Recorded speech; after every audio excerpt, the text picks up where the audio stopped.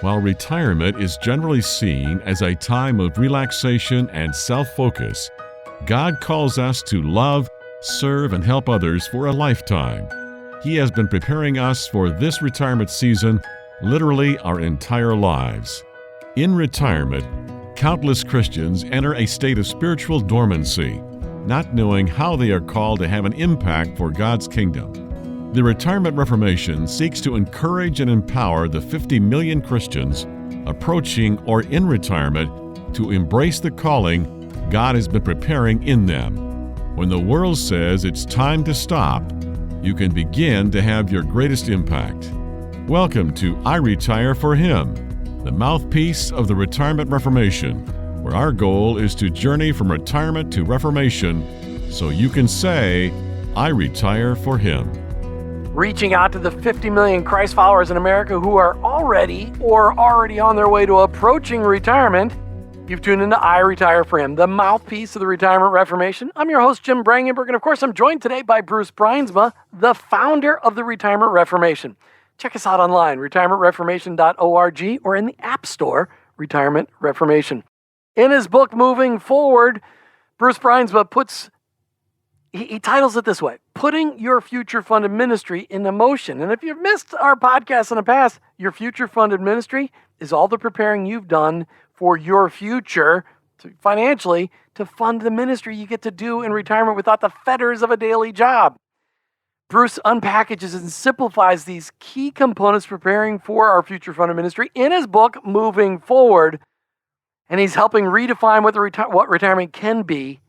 And it's time to learn how to move forward in that. Today, in the second podcast of a three-part series, we're going to talk in detail about the three stages of the fourth quarter of life, the part we call retirement. Bruce Bruinsma, welcome back to iRetire4Him. Jim, always good to be with you and our audience, and I'm excited about the conversation that we're going to have today. You know, I want to dig deeper. In the last podcast, we kind of introduced people to these three different stages. Why don't you just tell everybody what these three stages of retirement are again? Well, just to be able to do that in that first stage, so let's say age 67 to the mid to late 70s, we call it active application, where there's energy, opportunity, and that you're moving. What moving forward means is to be able to take a step into this next stage of life and to do it actively. Second is from say late 70s to mid to late 80s, and we talk about insightful stewardship. And what we really mean there, we're talking about the applying what it has been learned to the lives of someone else and impacting them directly. Perhaps we would call that mentoring. And then third, we have meaningful reflection, the opportunity to take everything that you've learned, to be able to package it in a way and to be able to share it with your family and with others in multiple different ways that will then give them the tools for them to be able to go through the stages as they are following you and take advantage of what it is that you've learned and now shared. So let's get personal today. Let's talk about Bruce Bruinsma's application of moving forward in these three stages of retirement. In active application, Bruce, what did that look like for you as you put in you were a financial planner, so you've been a planner for 30, almost 40 years, so planning is part of your deal. It's just part of your DNA. What happened in stage one for you, which I think you're still in, even though you're past the age range, but this active application, what did that look like for Bruce Bruinsma? I think the biggest, surprise isn't the right word, the biggest realization was that in responding to God's call on my life, what I really had to do would be to be in touch with Him and be willing to take the next step in faith, perhaps into an area that I didn't know or that I was never thought about, but that God had planned. Give you an example. In my 60s, we planted 1,875,000 coffee plants on a coffee plantation in Laos. It takes 5 years for coffee plants to be able to become fruitful and productive. And then all the things we had to do from there. So starting a new ministry in a very practical way, in a very difficult location in my 60s, and willing to do that and not being concerned, well, maybe I'm too old, or maybe I can't, or maybe I shouldn't, or whatever, but stepping in faith into another stage, another activity. So that was, there's at least one example from my life. So how did you deal with the peer pressure though, Bruce? Because when you turned 65, a lot of your other friends, some of them were already retired and some of them were about ready to retire, and they're going, Bruce, what the heck are you doing? Planting 1,875,000 coffee plants in Laos. Why don't you just sit back, relax, and watch the grass grow in your backyard? That conversation or that question, Jim, and as our audience might imagine, I get regularly and have for the last 20 some years. And here is my answer. I finally, I prayed to God. I said, how can I answer that question in a way that can be truthful and encouraging, but yet a little bit different? And here's what he gave me.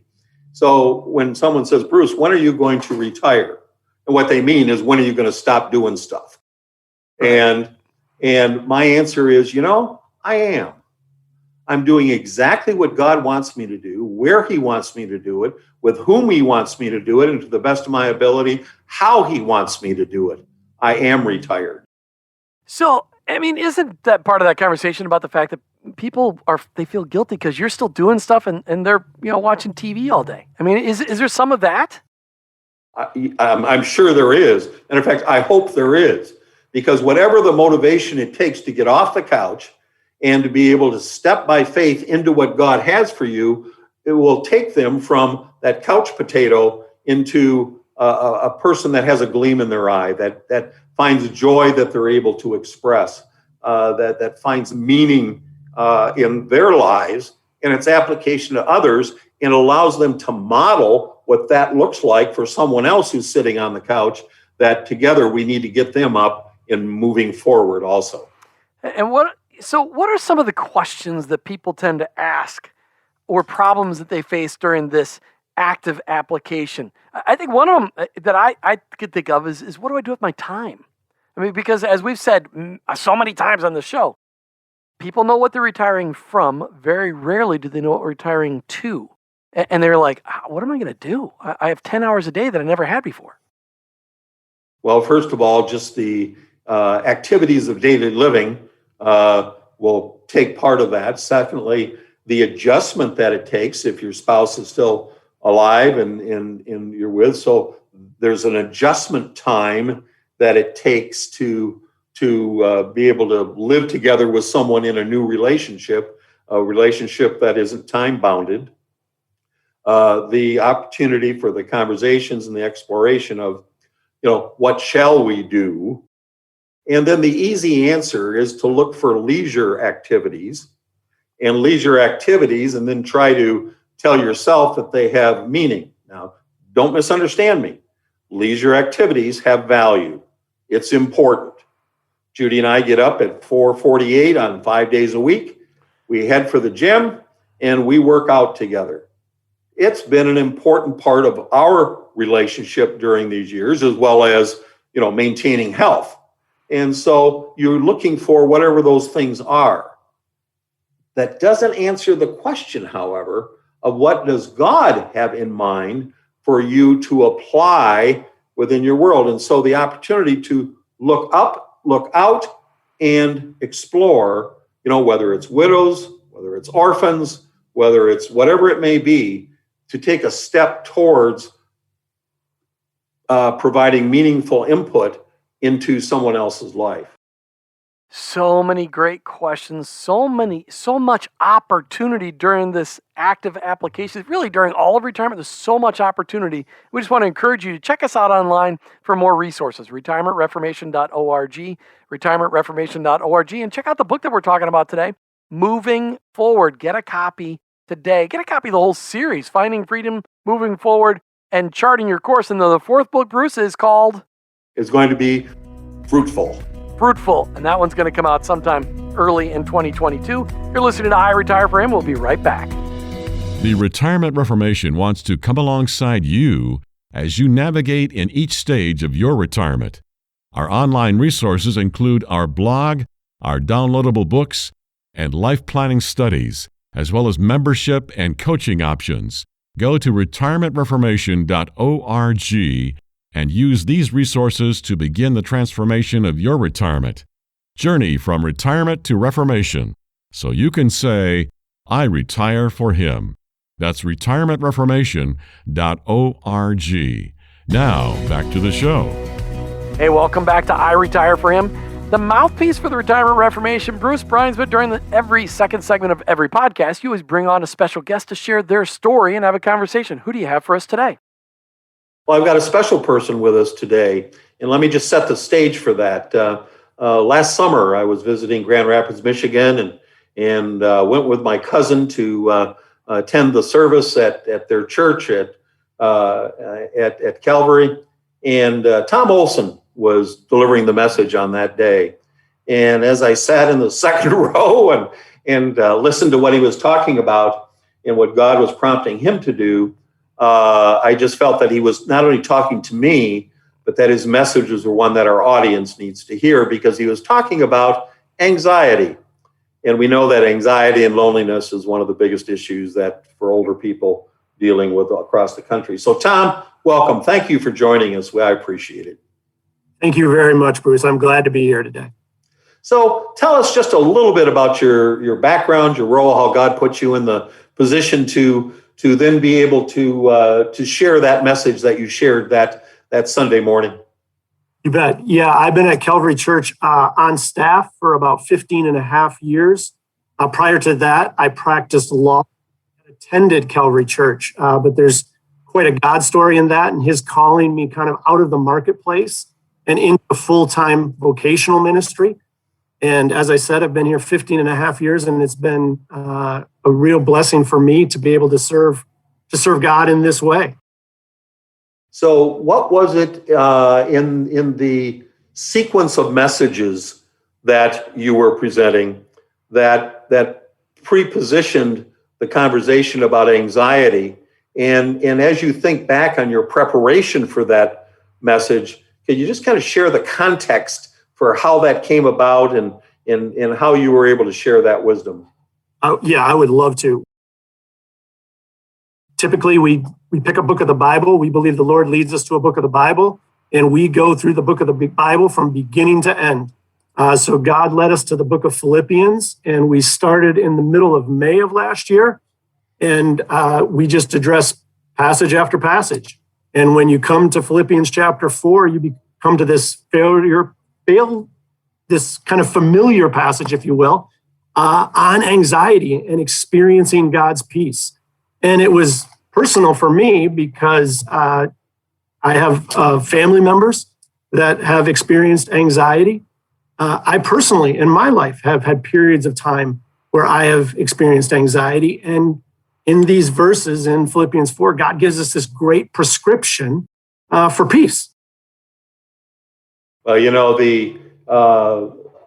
the scripture is, God speaking to us, and He uses His servants like yourself to be able to expand on that and to be able to highlight what are the issues. And I know in your messages, I was taking notes, and I took very, very careful notes. Matter of fact, I went back and listened to your message again and said, are my notes accurate? And they were. And you talked about, 5 areas. You talked about finances, you talked about health, you talked about children, you talked about future relationships, and even, I think my term, but free-floating anxiety. So why do you think so many fall prey to these debilitating fears? Yeah, I think we're a people that generally are concerned with our futures. And in that concern that we have for our futures, we often fall back, if you will, on self-reliance in the hope that we can control our future. And that idea of control plays so strongly in our minds that control ends up becoming kind of not only control of our futures, but what we would desire for our futures. And so the areas that you just mentioned that I reference in the sermon are areas in which we wish to control. We wish to have the control over our finances, over our future relationships, over our kids, our children's, or even our grandchildren's future. And often when we don't feel that control, we experience this anxiety, this worry, this fear, this sense of dread, because we just don't have that control. One of the things that we've learned about the older generations, and because what we call retirement may be a 30-year period, so we got a long time to deal with issues. And most people suppose or suspect or believe that period of time will be a simple time, that it will not be complex, that it will be just floating through. They are just totally wrong. Our observation is that, in fact, it perhaps is the most complex time, the most number of new decisions that you're not experienced in making. Relationships change. People die. Your world shrinks. All these things are happening then that perhaps accelerate the anxieties that come, as you've begun to describe here, and the reasons for them, because there's more things to be anxious about. So talk a little bit about that, and perhaps any of the experiences that you've had that would bring reality to that. Yeah, I think one of the first steps is kind of identifying these areas of concern. It's kind of what you've done. You've recognized that, hey, this period of retirement, this season of my life, maybe 30 years. And in that, we have plans, we have hopes for that period of time. And there were 4 kind of action steps that I laid out in the sermon. And I was kind of reviewing them this morning. And the one that stands out to me, Paul is very clear on instructing us to rejoice in the Lord always, to let our gentleness be known or be evident to all. He instructs us not to be anxious. He instructs us to focus on such things, these kind of good and noble thoughts. And as I was kind of processing and praying about this time together, it struck me that the one that seems to me to be the most unique, and I think maybe in our current culture, and particularly maybe for those that are in retirement age, is this action step to let our gentleness be known to all. I think we as followers of Jesus should be asking the Lord to provide us through his Spirit with a gentle spirit. And that's a bit of a confusing word, I think, in the way that it's translated into English, but essentially it's the concept or the idea of yielding our rights. And when we yield our rights, when we yield our futures, when we yield that control that I talked about earlier, when we yield it to the Lord Jesus Christ, what ends up happening is he comes in and he fills that void. We, by yielding rights, submit to his will. And in doing that, we end up experiencing the peace that only he can give. Wow, that is absolutely powerful. And so to have a prescription from God about how to deal with these anxieties, and that it be applicable in the complexity of our current culture and our current world, is just one of those wonderful, amazing things that God does as he speaks eternally and over all time for all circumstances. You said, as I remember in looking at my notes, that prayer and just picking up kind of on what you just shared, but you said that prayer and anxiety cannot exist at the same time. Speak to that for just a little bit, would you?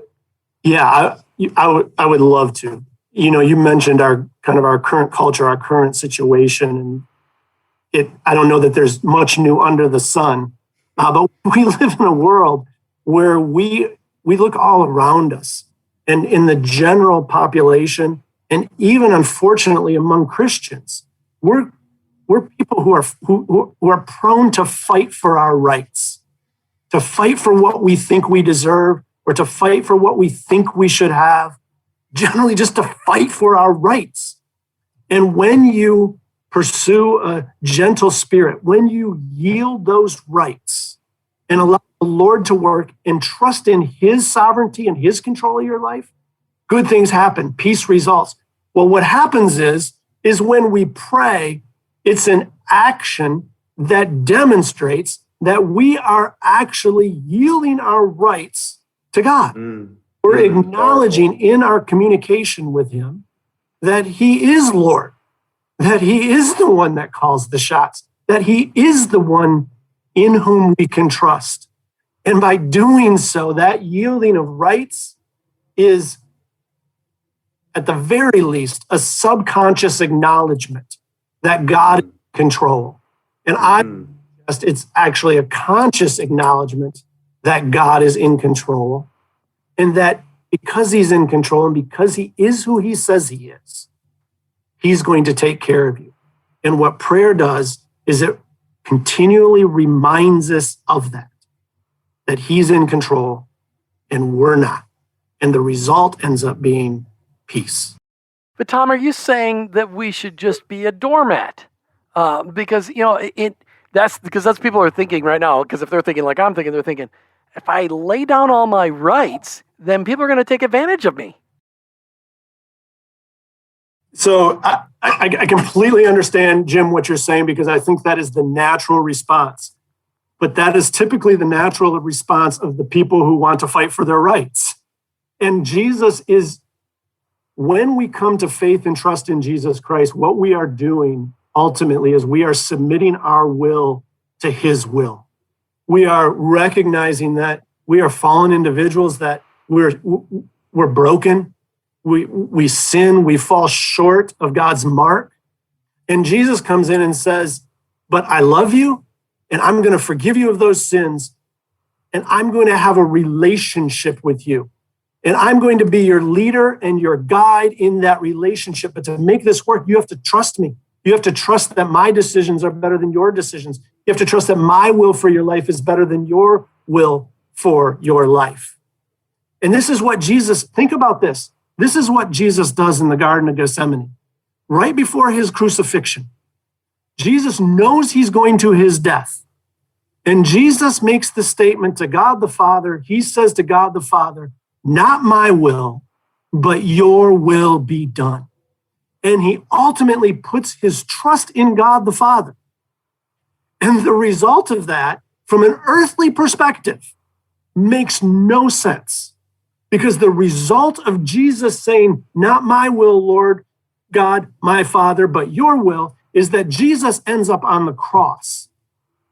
And I think what many of us forget as followers of Jesus Christ is that we too, this is Philippians 2, we too, as followers of Jesus Christ, are to live a life where we die to self in order to live in Jesus Christ and experience his peace.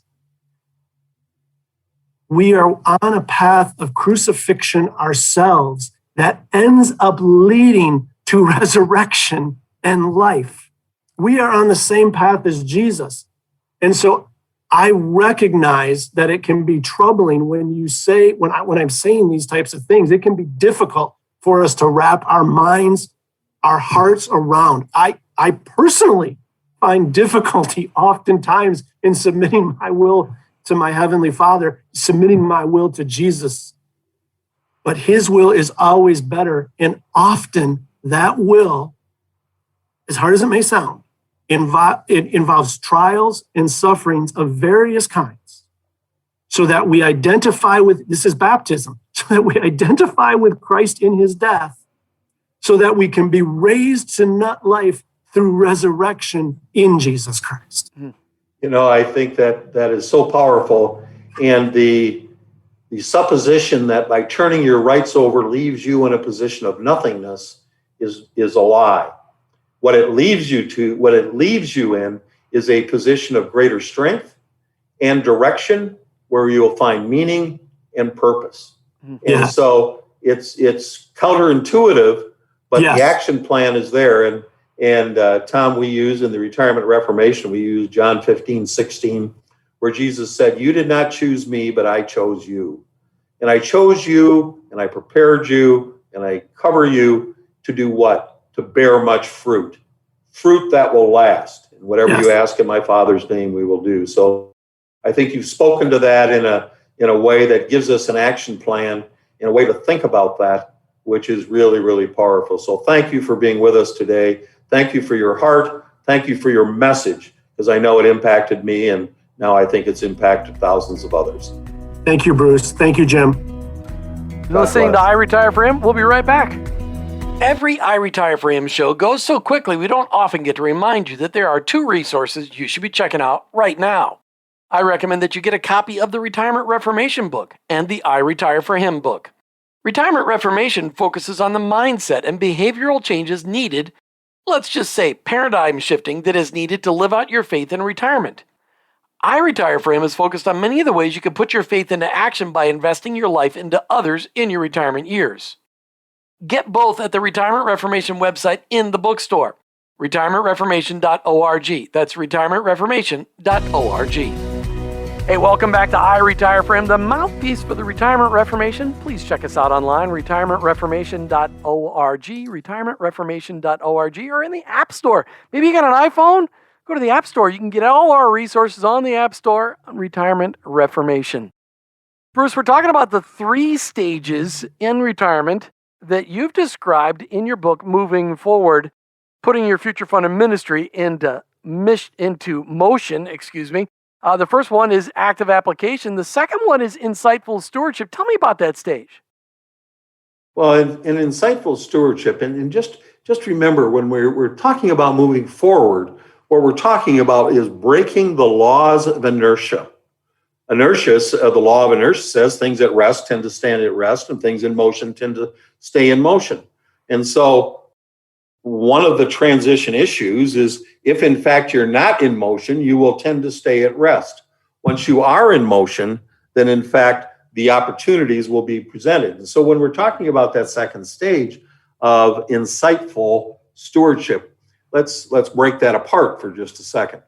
And so first of all, insightful. It means the application of what it is that you have learned, understand about God's laws and principles as he shares with us in his book in the Bible, and in applying those in, first of all, our life, but then in the lives of others. As we've talked about often also, it's when you are just simply looking inward, things tend to spiral, and they tend to spiral down. When we're looking outward, tends things to move, take action, and things happen. And so applying the principles that you've learned into the lives of others in a mentoring kind of relationship. Now, it could take a form of being a member of a board and helping to guide the directions of an association. I'm going to a meeting tomorrow, or an organization that I've been on the board of for 15 years. It's at a point of transition. And to be able to speak into what that transition needs to look like, and to be able to apply the principles I've learned both in terms of the ministry of that organization, but then a vision of its future, and help to speak into what is that future going to look like now. Just all examples of mentoring. So this stage, insightful stewardship, is really about pouring your life into others. But that's really what, as a Jesus follower, that's something we're supposed to be doing in all of our lives. But in retirement, we get a little more flexibility and freedom to do that without the fetters of a 9-to-5 job. Well, plus that, we got 70 years worth of experience. Oh, and that does have an application, at least in my life. I'd like to say that I have any wisdom that God has given me has come from others, or come from his book or whatever. I think the truth is that the majority of it comes from things that I screwed up and learned as a result. And now I remember exactly what those are and can share those in a meaningful and applicable way. What do you think makes in the stage 2 insightful stewardship so special? Because it's relationship based. That's what makes it. I'm not sure why, but I get kind of choked up thinking about that.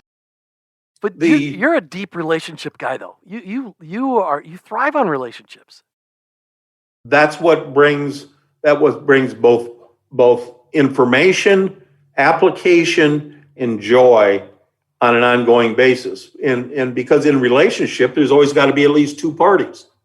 When I'm just focused on Bruce, I just got one party, and that's not the place you want to be. Yeah, but you have Judy there to smack you upside the head when you. Yeah, boy, isn't that the truth? Well, that's the most important relationship that you can build starting, when you get married, but realizing that during these years, it's that relationship with your spouse that is absolutely critical, and they better be your best friend, or it's going to be very lonely.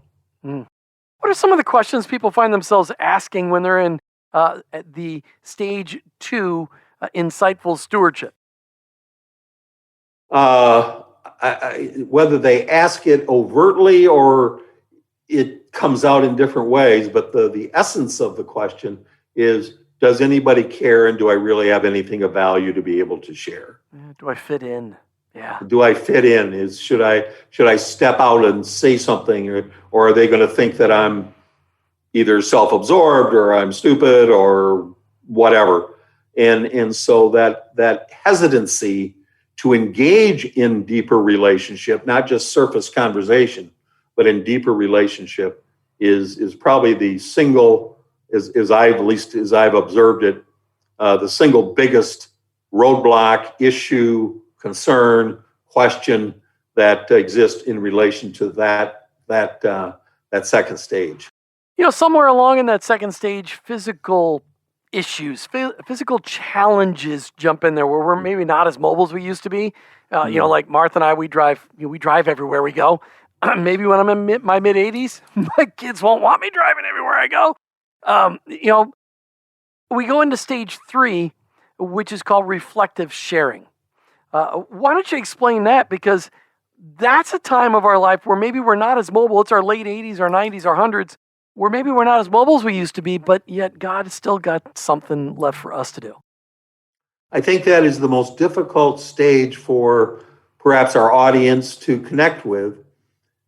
One of the reasons is because they have evidenced fewer models where people in that stage have been active. And so as those that are in these retirement, these senior years and these older years, as there are more and more people in that period, we will have better and more examples of what that actually looks like.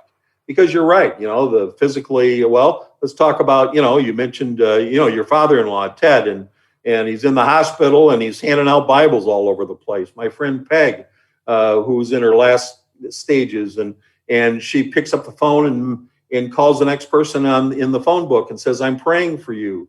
These are people that can't move around, they can't go out because of those physical limitations, yet they are still being active. And so to be able to find ways to be proactive, and as a matter of fact, as you move into that last stage, in our society, whether it's tacitly or intentionally, there finally is some degree of deference yet to who you are and the age that you have. We've marginalized the 70, the 60, and the 70, and maybe the early 80-year-olds. But by the time you're getting into that last 80 or 90, there's still some deference. And so that provides a platform to be able to speak into the principles that God's given you, or to reflect how God has prepared you for such a time as this. Yeah, some of the things you talk about in the book moving forward, Bruce, is that we have to focus on keeping our energy up, like you and Judy are doing right now. You guys are exercising. Maybe when somebody's in their late 80s, that might just be getting out of the chair and walking around the house a little bit, but fighting a shrinking world because you don't have the ability to be as mobile as you want to. You're going to have friends. You're going to lose friends and loved ones. A lot of times it could be a spouse. One of the things that that we hear often is that everyone is dying around me is kind of the way the phraseology goes. And so then the challenge to be able to continue to expand your sphere of influence or your relationships in new and different ways with perhaps new and different people, but to be able to make sure that in fact we are replacing those who God has called home with those who God still wants us to impact.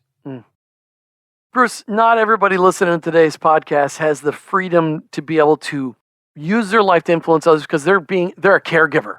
They're taking care of a loved one that is maybe it was their spouse, maybe it's a mother or father. They're in their early 60s and their mom or dad is in their late 80s, and so they don't have the ability to be outwardly focused because they're being a caregiver.